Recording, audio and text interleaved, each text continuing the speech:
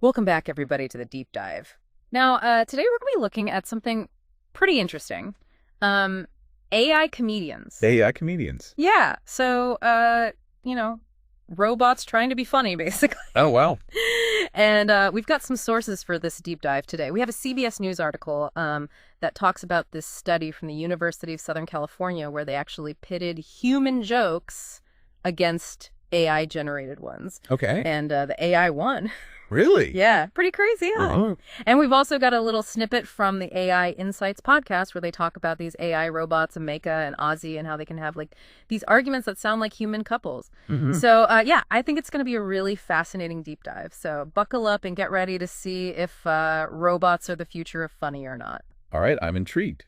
Let's do it. Okay, so this CBS article, the study that they're talking about from USC is really interesting because it said that something like almost 70% of people preferred the jokes written by AI over the ones that were written by humans. Wow, that's pretty surprising. Yeah, and the AI that they used was ChatGPT. Great. And they gave some examples in the article I thought were pretty funny. Like what? So like one of the jokes that ChatGPT came up with was an acronym for the White House. Okay.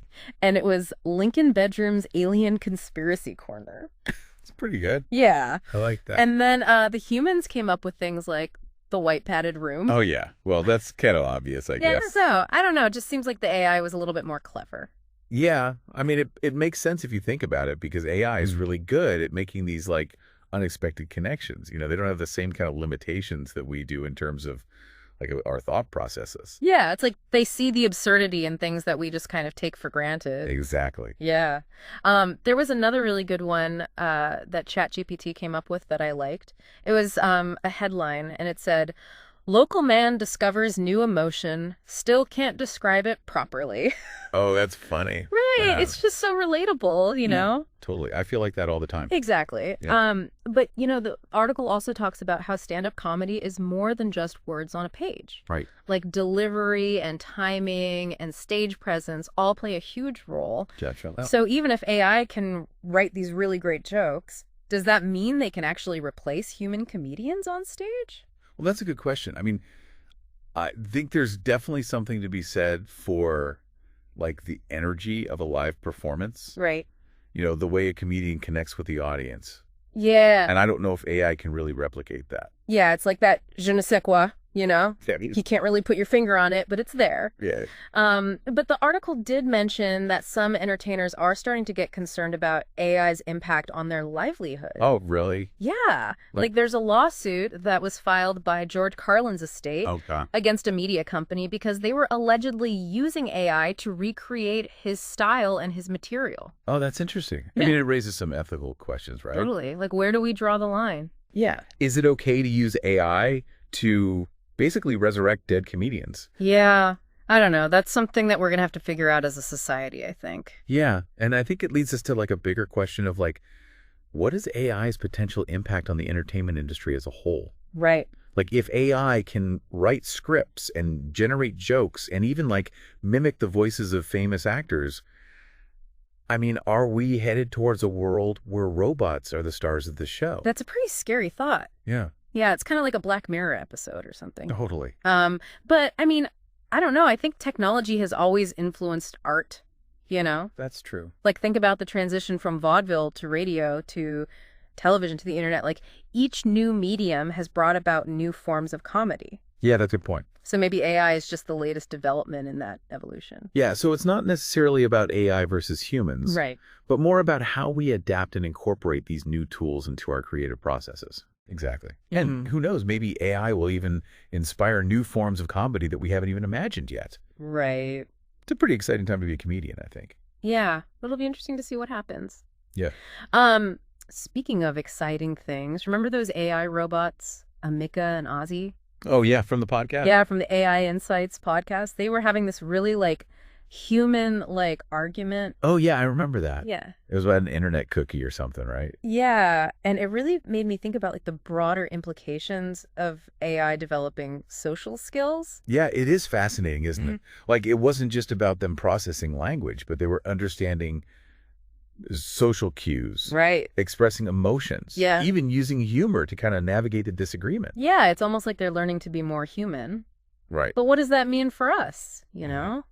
Yeah. Are we going to have robots as friends or colleagues or even romantic partners one day? I mean, that's a question that's been around for a while, right? Yeah. Like science fiction has been exploring that for decades, but now it's starting to feel more real. Yeah. Like as AI gets more sophisticated, Right. it really does make you wonder how we're going to interact with these machines in the future. Yeah. Are they going to be our collaborators? Our competitors? Something else entirely. Exactly. Who knows? Well, I think that's a great place to wrap up part 1 of this deep dive. So join us next time when we'll continue our exploration of AI comedians and their potential impact on the world of entertainment. See you then. So before we completely lose ourselves in, all the what ifs of, robots as friends and lovers and all that, Yeah. let's bring it back down to earth a little bit. Right. The AI Insights podcast also talked about the economic impact of AI, specifically in Europe. Right. They highlighted a report that predicted AI could potentially boost the European economy by like 2.7 trillion euros by 2030. Whoa. That's a lot. Yeah, I mean, it's huge. So what's the catch? There's always a catch. Yeah. Europe has, a big consumer market and a lot of talent, Mm-hmm. but they're facing some hurdles when it comes to AI development and adoption. Okay, so what kind of hurdles are we talking about? One issue is regulatory delays. Okay. Europe tends to be a little more cautious when it comes to AI, especially with data privacy and ethical considerations. Makes sense. But that can sometimes slow down the pace of innovation. Right. So it's like they see the potential, but they're also trying to be responsible. Exactly. It's a balancing act for sure. Yeah. And it sounds like they're not the only ones dealing with this. No, not at all. Yeah. I mean, a lot of countries are trying to figure out how to harness the power of AI while also mitigating the risks. Right. It's like you don't want to be left behind, but you also don't want to rush into something without thinking it through. Yeah, exactly. It's a tough spot to be in. Yeah. But the podcast also mentions some specific challenges, like something about OpenAI's operator. Right. Operator's a really advanced AI tool, but it's not available in Europe right now because of those regulatory hurdles. Oh. So that's an example of how these delays can actually hinder progress. Right. And put them at a disadvantage compared to other countries. Exactly. Yeah. And the podcast basically suggested that Europe might need to streamline its regulations and be a little more pro-innovation if they want to catch up. Okay, so it's a race against time, kind of. In a way, yeah. Yeah. They need to find that sweet spot between fostering innovation and being responsible. Yeah, for sure.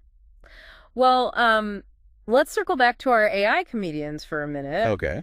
Because the CBS article actually ended on a somewhat hopeful note for human comedians. Oh, yeah, that's right. The researcher from USC said that even with all the impressive things AI can do with humor, he doesn't think it's at the level of a John Mulaney yet. Oh, that's good to hear. Yeah, there are still some aspects of comedy that AI just can't replicate. Right. Like that human connection, that shared understanding of the human experience. Right. Like what makes us laugh is often tied to our own experiences. Exactly. And I think that's something that will always resonate with audiences no matter how advanced AI gets. So maybe the future of comedy isn't about AI replacing humans, right, but more about augmenting their abilities. Yeah, AI could be a tool that helps comedians be even funnier. Right. Imagine having an AI that could analyze tons of data about humor. Yeah. And identify trends and patterns that humans might miss. That would be amazing. Yeah, it'd be like having a superpowered research assistant. Right. Or maybe we'll even see human AI comedy duos. Oh, that would be awesome. Like a human riffing off of an AI's quirky observations. Right. Or the AI delivering deadpan jokes with perfect timing. Yeah, that would be so cool. I'd watch that show. Me too. But I think, at the end of the day, there's still something special about the shared experience of laughter. Yeah, absolutely. It's a human connection that transcends language and technology. I agree. I don't think robots will ever be able to fully replicate that. Me neither. So maybe we don't have to worry about them stealing our jobs just yet. Hopefully not. Well, let's move on to part 3. Okay, so, we've been talking about all the things that AI can do with humor, but there was one thing in the USC study that I thought was really interesting. Oh, is that? Remember how they said that ChatGPT was actually on par with professional comedy writers? Yeah, when it came to rewriting headlines from The Onion? Right, exactly. Yeah, I thought that was pretty impressive. Yeah, me too, because satire is like a whole different level of humor. Right. It requires a lot of nuance. Yeah, you have to understand irony and wordplay and cultural context. Exactly. So for AI to be able to do that as well as human comedy writers, I mean, that's pretty amazing. Yeah, it makes you wonder what else they could do, you know? Right, like could we see AI writing for late night talk shows? Yeah, or even creating entire stand-up routines. I mean, it's definitely possible, especially as these AI models keep getting better. Yeah, who knows? Maybe they'll even develop their own unique comedic styles. Oh, that would be interesting.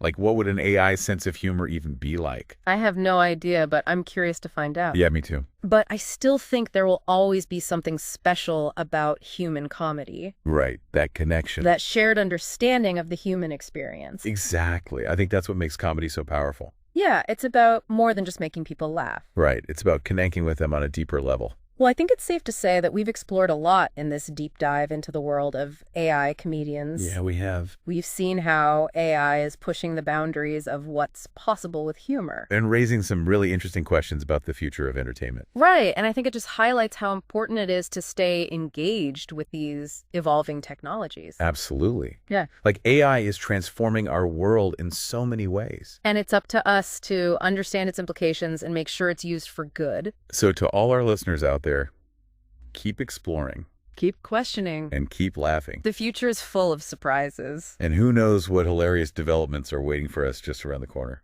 Thanks for joining us on the Deep Dive. See ya.